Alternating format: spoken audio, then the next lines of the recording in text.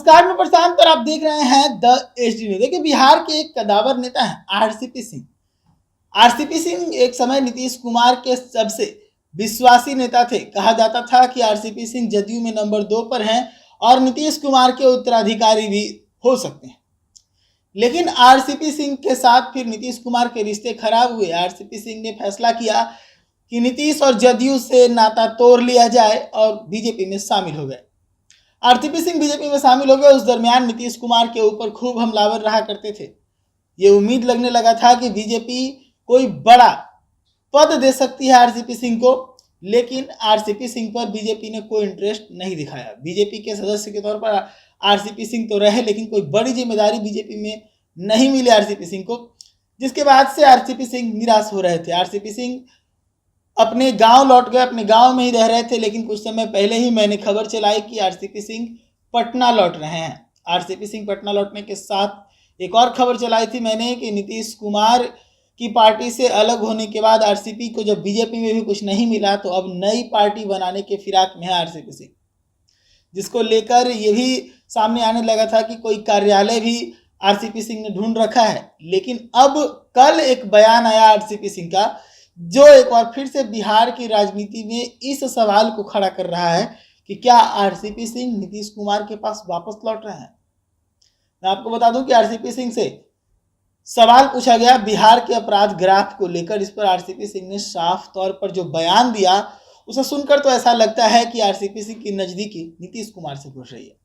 RCP Singh ने बयान देते हुए कहा कि नीतीश कुमार के राज्य में तरक्की हो रही है, सुरक्षा व्यवस्था सब कुछ सही है, लेकिन अगर अपराध हो रहे हैं तो इसमें अपराधियों को ठीक से जो अफसर है वो मॉनिटरिंग नहीं कर पा रहे हैं। इसी के कारण बिहार में अपराध के ग्राफ बढ़ रहे हैं। यानी कि नीतीश कुमार को क्लीन चिट देते हुए, नीतीश कुमार के पक्ष में बयान देते हुए अधिकारियों पर बिल फाड़ रहे हैं आरसीपी सिंह, जो ये बताता है कि आरसीपी सिंह की नजदीकी नीतीश कुमार के साथ बढ़ रही है। अब उनके इस बयान के बाद से बिहार की राजनीति में इस बात को लेकर भी माहौल बनने लगा कि क्या आरसीपी सिंह जदयू के पास लौट रहे हैं, जदयू में लौट रहे हैं नीतीश के पास।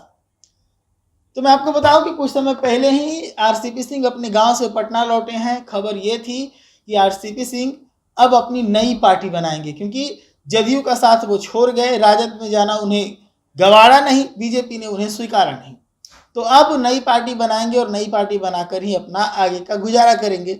लेकिन अब आरसीपी सिंह कुछ सोच समझे हैं, क्या किए हैं ये तो वही बता पाएंगे।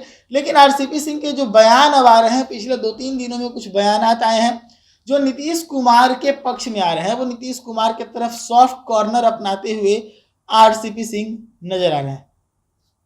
इसी के कारण ये सवाल खड़ा हो रहा है कि क्या आरसीपी सिंह नीतीश के पास लौट रहे हैं।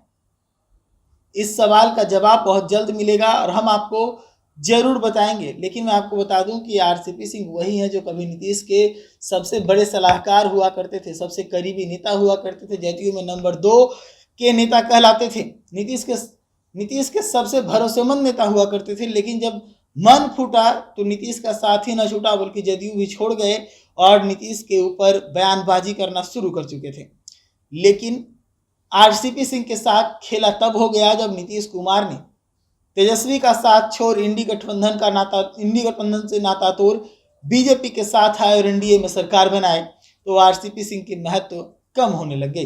क्योंकि नीतीश कुमार अगर बीजेपी के सहयोग में नहीं आते, बीजेपी के साथ में एनडीए में नहीं आते, तो नीतीश कुमार के विकल्प के तौर पर बीजेपी आरसीपी सिंह को तैयार करने में जुटी थी। लेकिन जैसे ही नीतीश कुमार की वापसी हो गई, बीजेपी ने आरसीपी सिंह को लेकर एकदम उदासीन रवैया अपना दिया।